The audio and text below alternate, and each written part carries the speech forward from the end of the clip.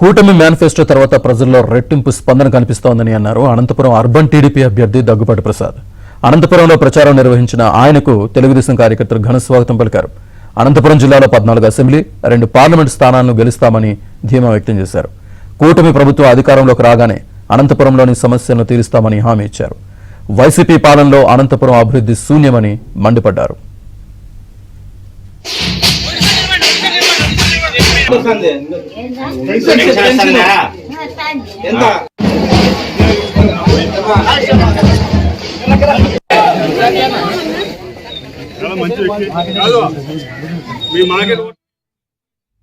కార్యకర్తలు చాలా ఉత్సాహంగా ఉన్నారు.